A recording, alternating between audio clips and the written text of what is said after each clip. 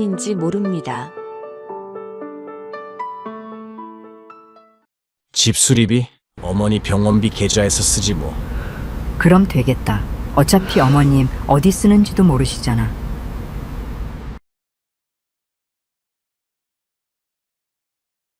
아들은 말했어요. 어머니 명의니까 걱정 안 하셔도 돼요. 그 말이 왜 그렇게 쉬웠는지 나중에 알았죠. 내 이름이 필요했던 게 아니라 내 이름만 필요했다는 걸요. 사람은 필요 없고 명의만 있으면 되는 거였어요. 하지만 그때는 몰랐습니다. 아들이 그렇게까지 계산하고 있을 거라곤 생각도 못했으니까요. 나는 평생 검소하게 살았습니다. 아들 집에 얹혀 산다는 소리가 싫어서 늘 조용히 지냈어요. 아침엔 일찍 일어나서 손주 아침 챙기고, 낮엔 혼자 조용히 시간 보내고, 저녁엔 며느리 눈치 안 보려고 일찍 방에 들어갔죠. 돈 이야기가 나오면 말을 아꼈어요. 집안 결정에도 스스로 빠져 있었고요. 며느리 선영이가 뭘 사든, 아들 현수가 어떤 결정을 하든, 나는 그래, 니들이 알아서 해라고만 했어요. 그게 며느리에게 부담 주지 않는 방법이라고 생각했으니까요. 시어머니가 나서면 며느리가 힘들다는 말 많이 들어왔거든요. 그런데 말이죠. 그들이 아는 내 재산은 딱 2가지뿐이었어요. 내가 지금 사는 이 집, 작은 아파트 한 채, 그리고 병원비 관리하는 계좌. 거기엔 몇백만 원 정도 들어있었죠. 그게 전부였어요. 그들에게는요. 그게 전부라고 그들은 믿고 있었습니다. 의심조차 하지 않았어요. 68살 노인네가 가진 거라곤 작은 집 하나와 병원비 계좌뿐이라고요. 나는 그 착각을 바로잡지 않았어요. 돈 얘기가 나오면 늘 말을 아꼈어요. 일부러 그렇게 했어요. 사람 취급이 달라질까 봐요. 재산이 드러나는 순간 달라지는 눈빛을 이미 여러 번 겪어봤거든요. 남편 사고로 잃고 보상금 받았을 때 친척들이 갑자기 연락해서 정임이 이제 여유 있겠네. 우리 좀 도와줘 하던 그 순간. 그때 알았어요. 돈이 보이는 순간 나는 사람이 아니라 숫자가 된다는 걸요. 그래서 그 재산은 늘 없는 것처럼 살았습니다. 가족에게도 숨겼어요. 아들한테도 며느리한테도. 아무도 모르게 조용히 관리하면서 살았죠. 그들이 보는 앞에선 늘 난 가진 거 없어라고 말했어요. 그게 나를 지키고 가족을 가족답게 지키는 방법이었으니까요.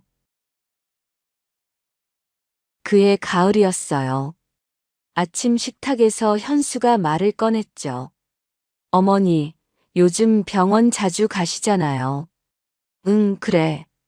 병원비 관리가 좀 복잡할 것 같은데 서류 정리 좀 해야 할 것 같아요. 무슨 서류냐고 물었더니 현수는 커피를 한 모금 마시고 말했어요. 위임장이요. 병원비 처리할 때 어머니가 매번 가시기 힘드시잖아요. 제가 대신 처리할 수 있게요. 그 말이 이상하게 들리진 않았어요. 실제로 병원 갈 때마다 서류 쓰고 보험비 처리하는 게 번거로웠거든요. 그래서 나는 고개를 끄덕였죠. 그래, 그게 편하겠구나. 며칠 뒤 현수가 서류를 들고 왔어요. 몇 장 안 되는 종이였는데 설명은 더 짧았어요. 여기 서명하시고 도장 찍으시면 돼요. 이게 뭔데? 병원비 위임장이요. 그리고 집 관리도 같이 맡으려고요. 어차피 어머니 명의 집이니까 제가 관리하는 게 편하잖아요. 나는 서류를 들여다봤어요. 글씨가 작았어요. 나이 들어서 눈이 침침한데 읽기가 쉽지 않았죠. 이거 자세히 설명 좀 해줄래? 현수는 시계를 보더니 말했어요. 어머니, 제가 지금 출근해야 돼요. 간단한 거예요. 그냥 제가 어머니 대신 병원비 처리하고 집에 필요한 일들 관리하는 거예요. 내가 주저하는 듯 보였던지 아들은 웃으며 말을 보탰어요.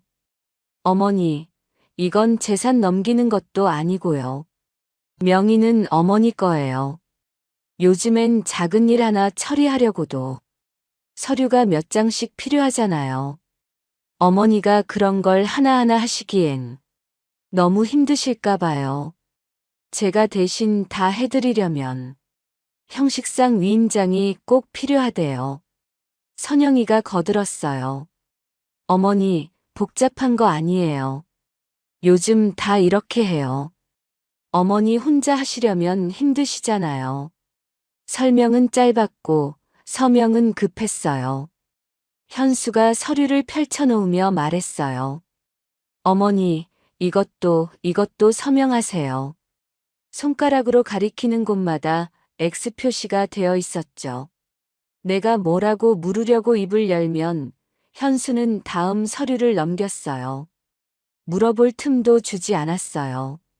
뭔가 이상한 기분이 들었지만 괜히 의심하는 사람처럼 보일까봐 참았어요. 나는 그냥 도장을 찍었어요. 믿었으니까요. 내 아들인데 내게 해를 끼칠 리 없다고 생각했죠. 그날 나는 서류 3장에 도장을 찍었습니다. 그 뒤로 집 얘기는 나 없이 끝나기 시작했어요. 어느 날 아침 선영이가 말했어요. 어머니, 오늘 집수리 들어와요. 방에 계세요. 시끄러울 거예요. 나는 깜짝 놀라서 물었죠. 집수리? 언제 정한 거니? 며느리 선영이는 나의 질문에 잠시 놀라는 듯 하더니 금세 웃으며 대답했어요. 어머니가 하나하나 챙기시기엔 요즘 집수리 절차가 너무 복잡하더라고요. 그래서 저희가 대신 정했어요. 저희가 알아서 처리하는 게 어머니한테는 더 편하실 것 같아서 그렇게 했어요. 그래도 내가 사는 집인데 나한테 물어봐야 하는 거 아니니? 선영이가 내 눈을 잠시 쳐다보더니 말했어요. 어머님 편하시라고 일부러 저희가 챙긴 건데요. 저희 뜻을 오해하시는 것 같아서 조금 서운하네요. 그래, 나 불편하지 말라고 애들이 노력했는데 내가 너무 몰아붙인 건가 순간 헷갈렸어요. 그런 나의 기색을 느꼈는지 선영이는 다시 웃으며 말했어요. 설마 저희가 어머님한테 안 좋은 방향으로 하겠어요? 그냥 믿고 계셔도 돼요. 그 말투가 부드러웠지만 내용은 그렇지 않았어요. 하지만 그때는 그 말을 너무 쉽게 믿었어요. 며칠 뒤엔 병원 얘기였어요. 정기적으로 방문하는 병원이 있었는데 현수랑 같이 병원에 갔죠. 검사를 받고 의사 선생님을 만나려고 기다리고 있었어요. 그런데 의사 선생님을 볼 때가 되자 현수가 말하더군요. 어머니, 이건 제가 선생님이랑 따로 얘기할게요. 어머니는 쉬고 계세요. 나도 내 몸인데 같이 들어야 하는 거 아니니? 현수는 웃으면서 말했어요. 괜히 들으시면 더 걱정만 늘어요. 그리고 어머니 방금 검사 받고 피곤하시잖아요. 제가 정리해서 쉽게 말씀드릴게요.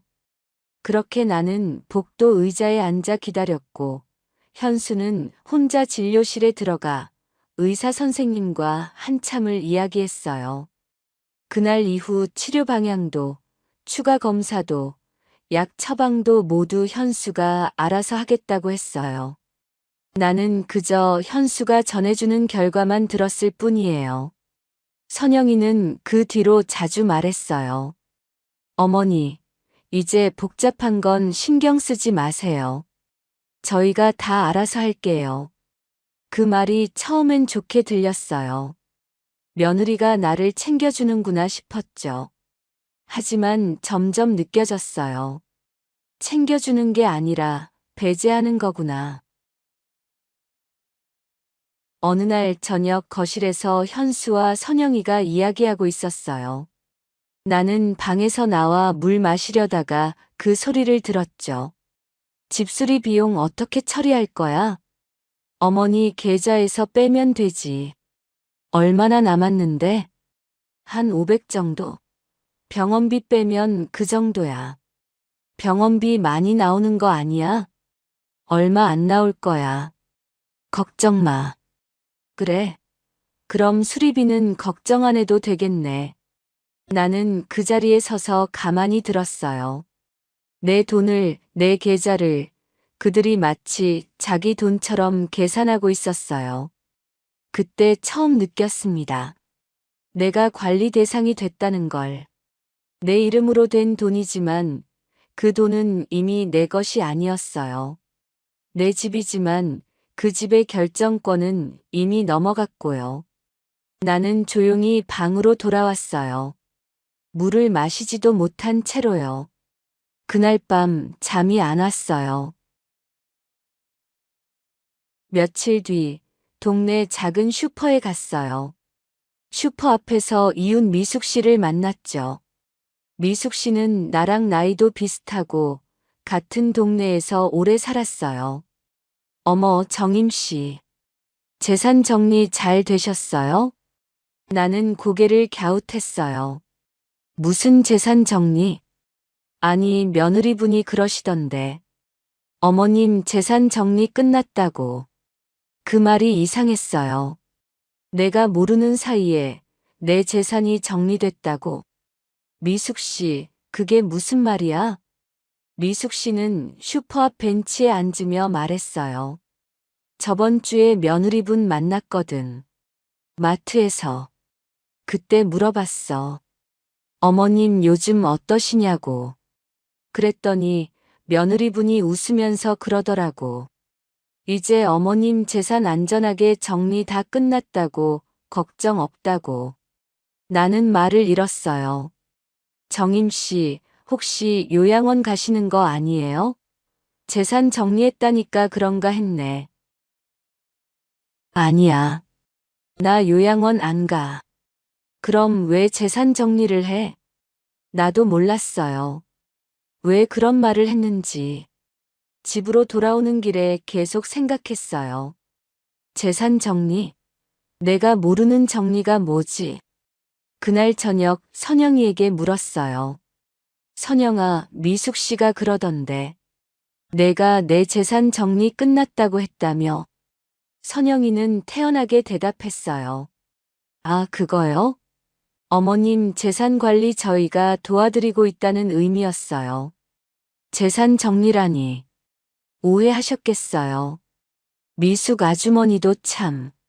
그런데 무슨 관리? 집이랑 병원비 계좌요. 저희가 관리하는 거 도와드리고 있잖아요. 위임장 사인하고 필요한 준비 다 했다. 뭐 그런 의미였어요. 나는 뭔가 이상하다고 느꼈어요. 하지만 정확히 뭐가 이상한지는 말로 표현할 수가 없었죠. 며칠 뒤 또 다른 이웃을 만났어요. 그 사람도 비슷한 말을 했어요. 언니는 아들이 참 효자야. 어머니 재산 다 챙겨주고. 그래. 그럼요. 요즘 그런 아들 흔치 않아요. 며느리도 좋은 사람인가 봐요. 나는 그냥 웃고 넘겼어요. 하지만 마음속으론 계속 의심이 자랐어요. 내 집을 자기들 마음대로 하는 게, 내 집과 관련된 결정에서 나를 배제하는 게, 내 통장의 돈을 아무 상의 없이 아무렇게나 쓰는 게, 과연 나의 재산 관리를 도와주는 걸까? 정말 애들의 말처럼 나를 위해서일까?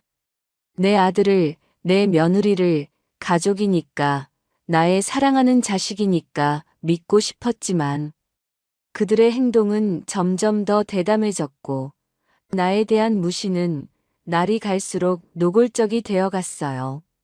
어느 날 선영이가 친구들과 통화하는 걸 들었거든요.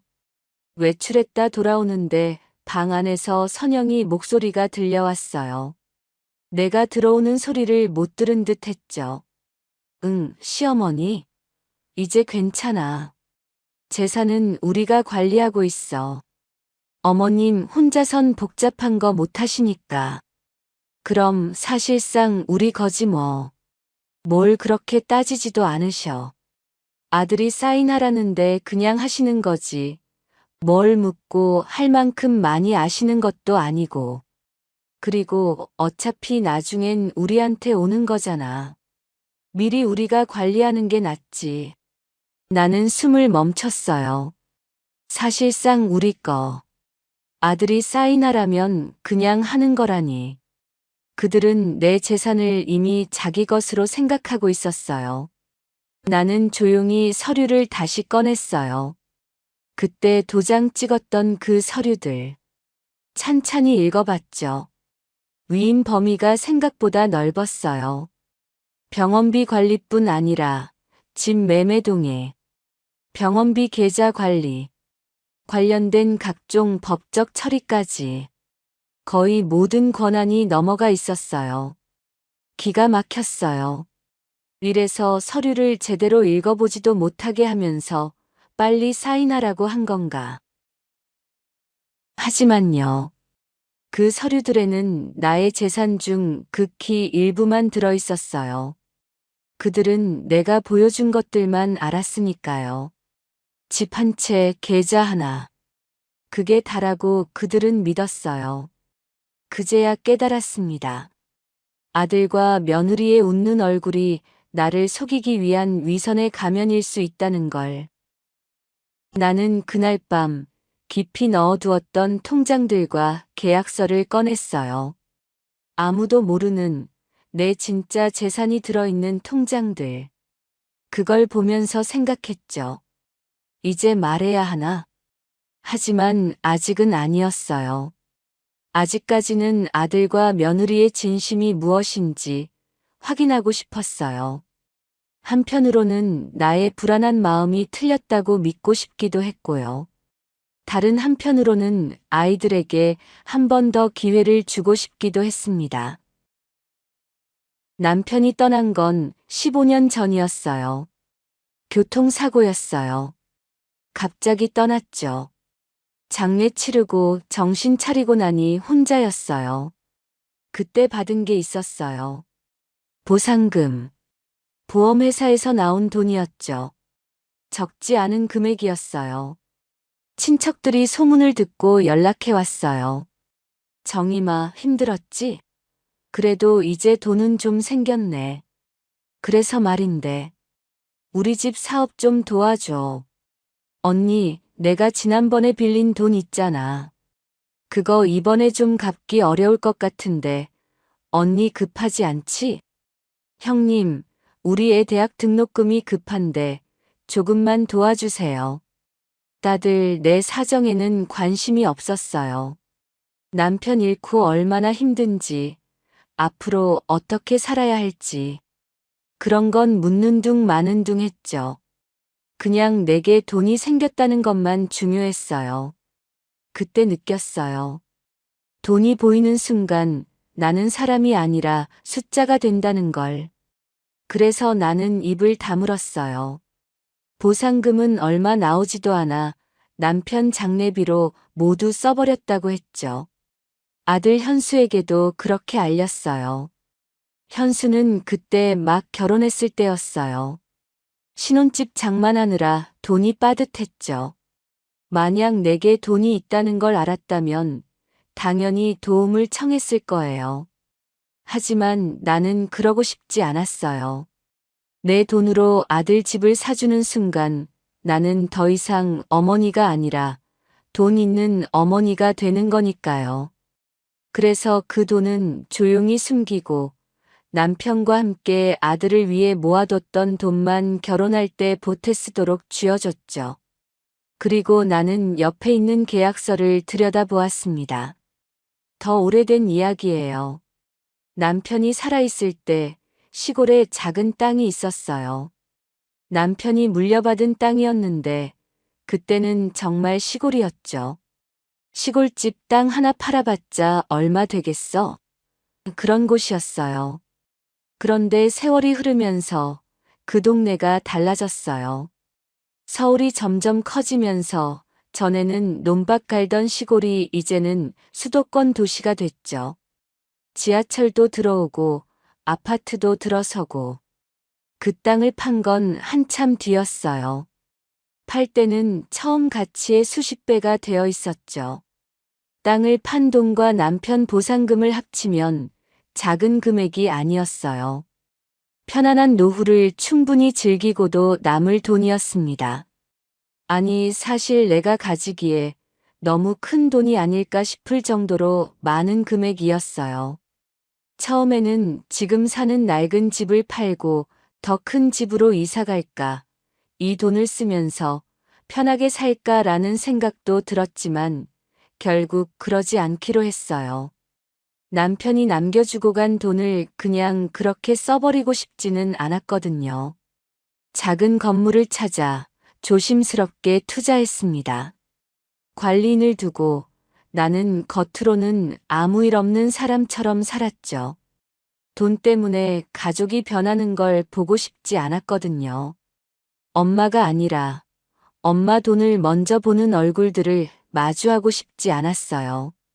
그동안 내가 그렇게 살아온 건 남편 대신 내가 더 단단해져야 한다는 마음 때문이었고, 이렇게라도 잘 지켜놓으면 언젠가는 아이들한테도 좋은 일이 될 거라 믿었기 때문이에요. 그래서 말하지 않았어요.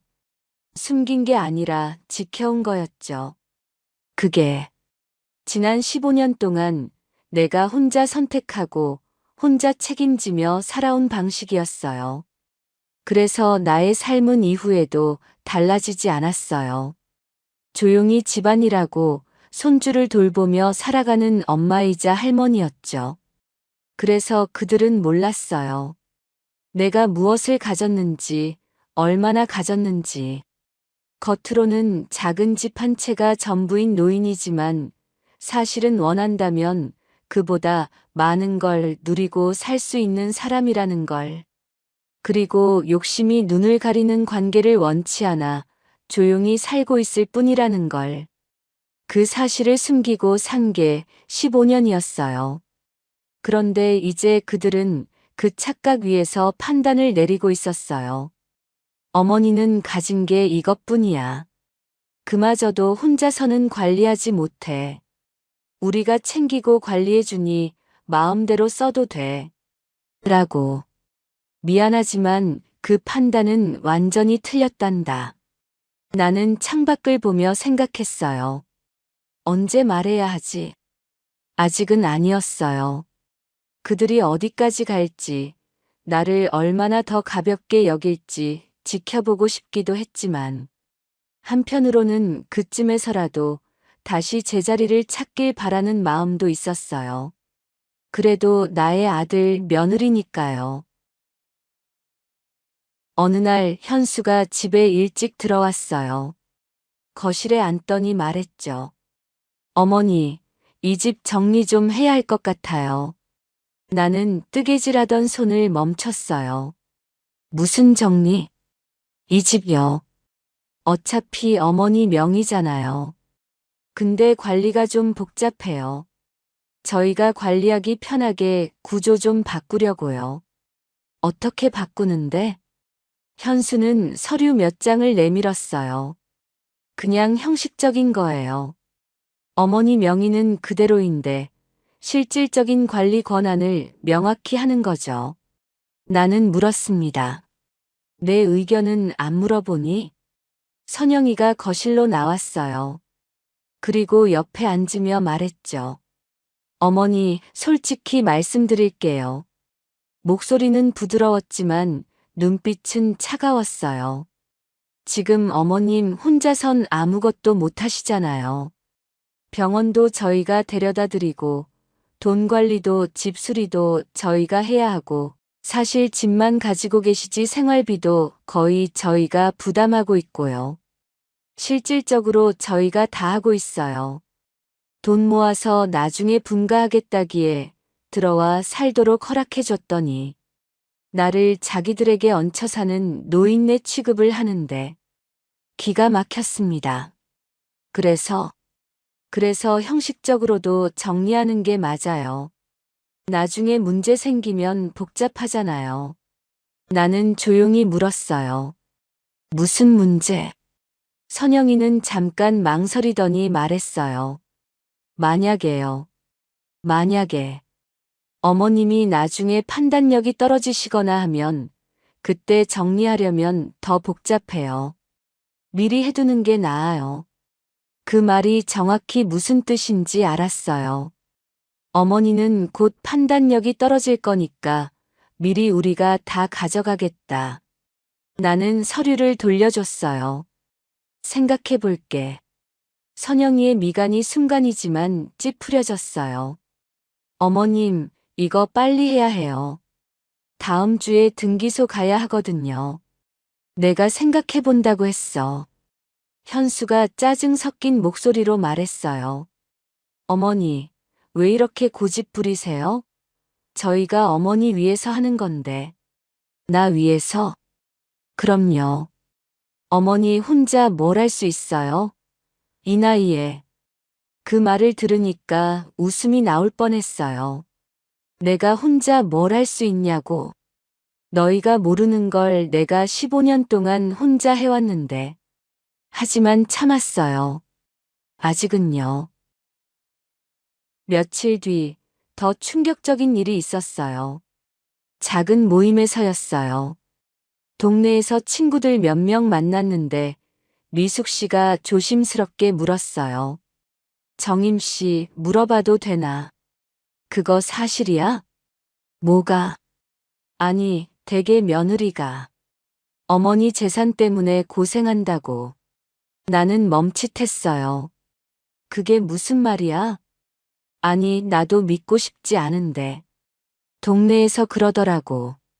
아들 부부가 어머니 돌보고 재산 관리하느라 힘든데 자기가 그렇게 고집을 부리면서 현수랑 며느리를 더 고생시킨다고. 누가 그런 소리를 해? 글쎄, 여기저기서 들려오더라고. 며느리 친구들 통해서 퍼진 것 같아. 머리를 한 대 얻어맞은 듯 잠시 아무 생각도 들지 않았어요. 미숙 씨의 목소리가 간간히 들렸습니다. 나야 믿지 않지만 사람들이 자꾸 수군대니까 정임 씨도 알아야 할 것 같아서. 나는 그제야 알았어요. 그들은 밖에서도 나를 그렇게 만들고 있었어요. 아무것도 가진 게 없으면서 욕심만 부리는 노인. 아들 부부한테 짐이 되는 시어머니. 그게 그들이 만든 내 이미지였어요. 집에 돌아와서 나는 한참을 앉아 있었어요. 그들은 나를 사람으로 보지 않았어요. 재산이 달린 짐으로 봤죠. 아니, 재산도 없는 그냥 짐으로 봤고요. 그리고 그 짐을 빨리 정리하고 싶어 했어요. 나는 조용히 서류함을 열었어요. 그들이 본 서류, 그들이 만진 계좌, 그들이 착각한 재산, 그리고 그들이 전혀 모르는 내 진짜 삶의 증거들. 오래된 통장, 땅 매각 서류, 상가 등기, 그리고 보험 증서. 문득 며느리가 며칠 전에 한 말이 떠올랐어요. 어머님이 나중에 판단력이 떨어지시거나 하면 어떡해요? 미리 정리하는 게 나아요. 그 말이 마치 미리 가져가도 괜찮다는 뜻처럼 들렸어요. 어차피 우리 거니까 지금 써도 된다는. 하지만 그건 변명이었어요. 내 것을 나눠줬을 뿐인데 어느새 자기 권리인 줄 알더군요. 이제 말해야 할 때였어요. 그들이 어디까지 나를 무시하는지 충분히 봤으니까요. 그날은 일요일이었어요. 가족이 모두 집에 있었죠. 현수, 선영이, 그리고 손주 지훈이까지. 나는 말했어요. 다 같이 앉자. 할 얘기가 있어. 테이블에 모두 둘러 앉았어요. 현수는 뭔가 기대하는 표정이었죠. 아마 서류에 도장 찍겠다고 할 거라 생각한 것 같았어요. 나는 천천히 말을 시작했어요. 저번에 가져온 서류 있지? 현수가 바로 대답했어요. 네, 어머니. 그거 오늘 처리하시려고요? 응. 그 서류 말인데. 선영이가 웃으며 말했어요. 어머니, 걱정 마세요. 어렵지 않아요. 나는 잠깐 침묵했다가 말했어요. 이건 사인 못하겠다. 방 안이 조용해졌어요. 현수가 물었죠. 어머니, 무슨 말씀이세요? 굳이 구조를 바꿔야 할 필요를 못 느끼겠구나. 선영이가 부드럽게 설득했어요. 어머님, 저희가 설명드렸잖아요.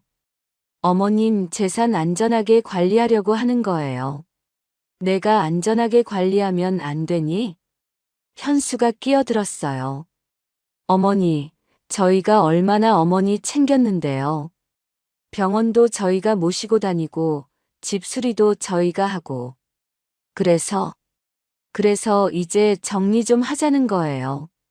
어머니 위해서요. 나는 고개를 저었어요. 나는 동의하지 못하겠구나.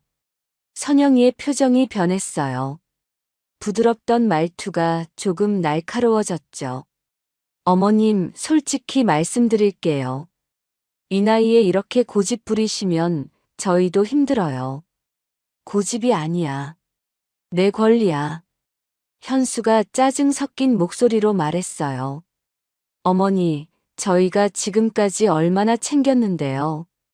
돈도 얼마나 썼는데. 전부 어머니 위해서 한 건데. 이렇게 나오시면 어떻게 해요? 그건 내가 선택한 거잖아. 그리고 정말 나를 위해서 한 거니? 현수는 잠시 말문이 막히는 듯 하더니 테이블을 내려치고는 돌아섰어요. 도대체 무슨 말씀을 하시는 거예요? 어머니를 위해서가 아니면 왜 어머니를 모시고 살겠어요? 선영이가 말했어요. 어머님, 저희도 충분히 노력했어요. 나를 한참 노려보듯 응시하더니 마치 참아왔던 말을 꺼내듯 말했어요. 어머님 자꾸 이러시면 저희 어머님 못 모셔요. 효도하고 싶어도 어머니가 이러시면. 그 말이 나왔어요. 못 모신다는 말. 현수도 거들었죠. 그래요, 어머니. 저희도 한계가 있어요. 어머니가 계속 이러시면 정말. 나는 조용히 앉아 있었어요. 그들의 말을 다 들었어요. 고집, 이 나이에 얼마나 챙겼는데 못 모신다. 그 말들이 그들의 진짜 마음이었어요. 나는 한참을 침묵했어요. 그리고 천천히 입을 열었습니다. 너희가 아는 내 재산이 뭐니? 현수가 대답했어요. 이 집이요. 그리고 병원비 계좌요. 그게 전부라고 생각하니? 선영이가 끼어들었어요. 전부 아니에요? 나는 고개를 저었어요. 그게 전부가 아니야. 현수가 잠깐 멈췄어요. 표정이 변하더니 조심스럽게 물었죠. 어머니, 무슨 말씀이세요? 내 아빠 떠난 뒤 받은 보상금 기억하니? 그건 장례비 쓰고 없어진 거 아니었어요? 내가 그렇게 말했지. 하지만 많이 남아있었어. 방 안이 조용해졌어요. 보상금에 너희 아빠가 물려받은 시골 땅도 있었고. 현수가 잠깐 웃듯 말했어요. 시골 땅이요? 무슨 시골 땅이요? 나는 담담하게 말했어요. 물려받을 땐 시골이었지. 시간이 지나면서 개발이 많이 되고 땅값이 올라서 그걸 팔아 재투자를 했단다. 그렇게 산 건물은 그 이후에도 값이 계속 올랐어. 선영이의 얼굴이 굳었어요. 그럼 지금은? 나는 말을 끊었어요. 얼마인지는 중요하지 않아. 내가 가진 게 더 있다는 거지. 그걸 저희한테 왜 숨기셨어요? 나는 조용히 하지만 또렷하게 말했습니다. 돈이 드러나는 순간 사람이 달라지는 걸 알았기 때문이야.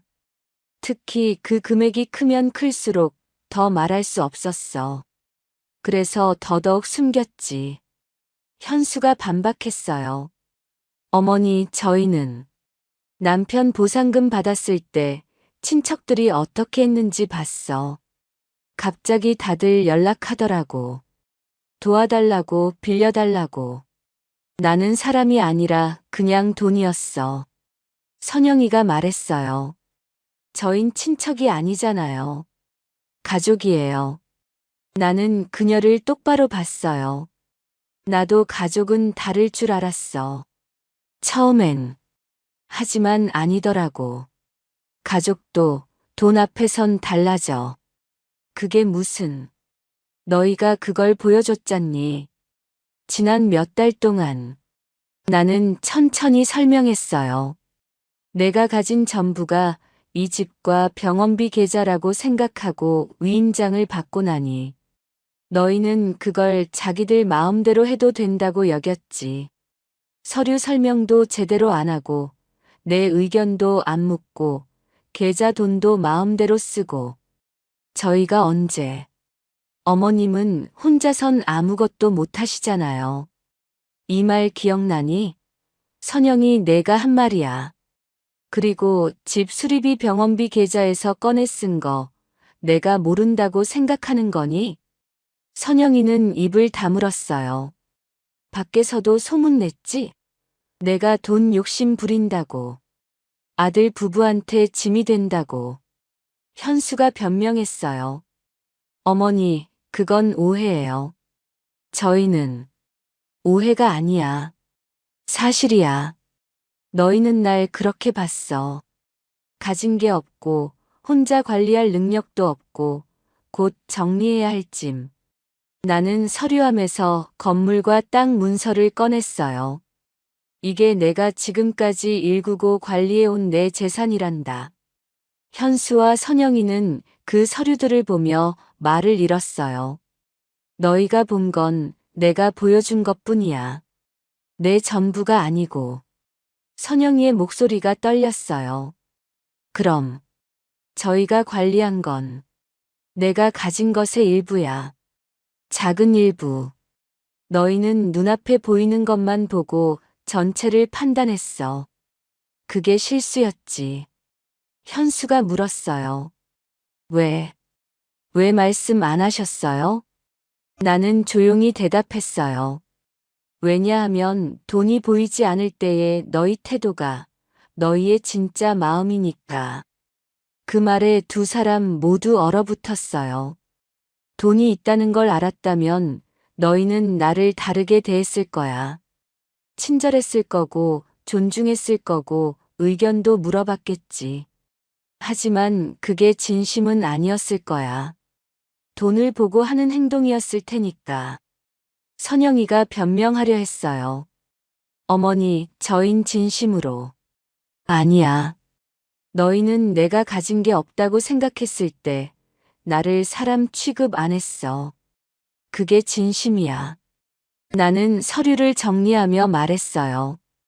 그래서 판단을 잘못한 거야. 너희는 내가 가진 걸 모두 가져갔다고 생각했고, 그래서 나를 함부로 대했어. 하지만 그 판단 자체가 틀렸어. 현수가 말했어요. 어머니, 저희가 잘못했어요. 다시는 없어. 나는 그들을 차례로 봤어요. 너희가 한 행동들, 한 말들, 밖에서 퍼뜨린 소문들. 그 모든 게 너희가 날 어떻게 판단했는지 보여줬어. 그리고 그 판단은 돈이 있고 없고를 떠나서 사람을 대하는 태도가 아니었어. 방 안은 조용했어요.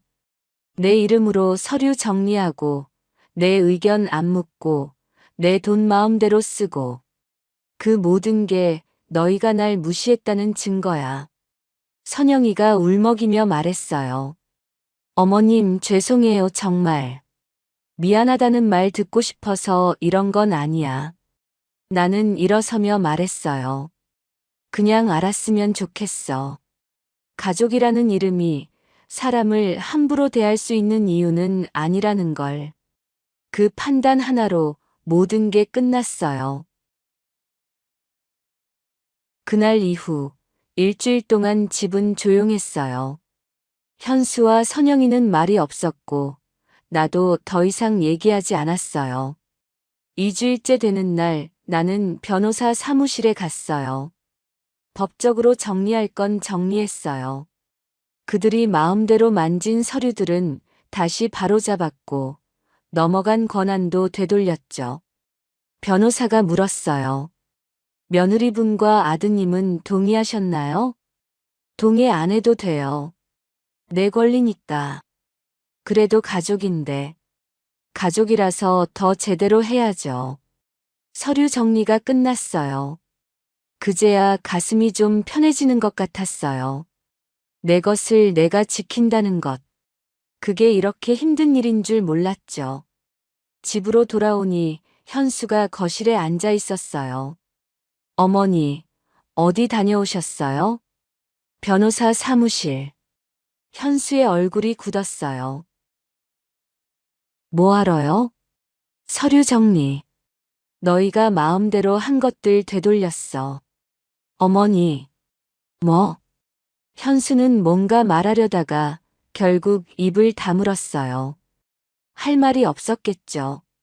며칠 뒤 선영이가 조심스럽게 물었어요. 어머니, 저희 이제 어떻게 해야 해요? 나는 대답했어요. 몰라. 너희가 생각해. 그래도 가족인데. 가족이면 다야? 선영이는 대답하지 못했어요. 나는 말했죠. 가족이라는 말이 사람을 함부로 대해도 된다는 뜻은 아니야. 그걸 모르면 가족도 의미 없어.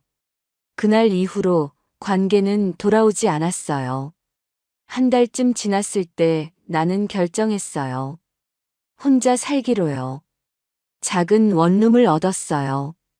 깨끗하고 조용한 곳이었죠. 내 돈으로, 내 이름으로, 내 선택으로. 이사 가는 날 현수가 물었어요. 어머니, 진짜 가시는 거예요? 응. 저희한테 기회를. 기회는 충분히 줬어. 몇 달 동안. 최대한 담담한 목소리로 말을 이었어요. 이 집은 새놓기로 했다. 그러니까 시간 되는 대로 집 구해서 나가거라. 어머니, 갑자기 그러시면. 절망스러운 표정으로 소리치는 현수를 바라보며 나는 마지막 충고를 했어요. 현수야, 너는 내가 너한테 숨기면서 재산을 지킨 게 돈 때문이라고 생각하니? 현수는 대답이 없었어요. 엄마는 돈보다 너를 먼저 생각했어. 근데 너는 돈만 보고 엄마를 대했지. 그러다 보니 내 몫이 될 수 있었던 것까지 내 손으로 밀어낸 거고. 그 자리에 주저앉은 현수와 선영이는 아무 말이 없었어요. 짐을 싸는데 손주 지훈이가 왔어요. 할머니, 어디 가요? 할머니가 새로 사는 집이야. 우리랑 안 살아요? 나는 지훈이를 안아주며 말했어요. 할머니도 할머니 삶이 있단다. 새 집에 들어가고 처음 며칠은 낯설었어요. 혼자 사는 게 오랜만이었거든요. 아침에 일어나도 챙길 사람이 없고, 저녁에 들어와도 마주칠 사람이 없고. 하지만 점점 익숙해졌어요. 그 고요가 처음엔 외로운 줄 알았는데, 알고 보니 평화였어요. 어느 날 미숙 씨가 새 집을 찾아왔어요. 정임 씨, 혼자 사는 거 괜찮아? 나는 차를 따르며 대답했어요. 괜찮아. 오히려 숨이 쉬어져. 그래도 가족인데. 조금 심하게 하신 거 아니에요? 나는 웃었어요. 가족이라고 다 용서되는 건 아니니까. 그래도. 미숙 씨, 가족이라는 이름이 사람을 함부로 대할 수 있는 이유는 아니야. 나는 그걸 배웠어. 미숙 씨는 고개를 끄덕였어요. 그리고 알았어. 돈이 보이지 않을 때의 태도가 진짜 그 사람의 마음이라는 걸. 창밖을 보니 작은 공원이 보였어요. 노인들이 벤치에 앉아 이야기하고 있었죠. 침묵이 미덕인 건 존중받을 때만 가능해. 나는 존중받지 못했어. 그래서 더 이상 침묵하지 않기로 했어. 미숙 씨가 물었어요. 후회는 안 해?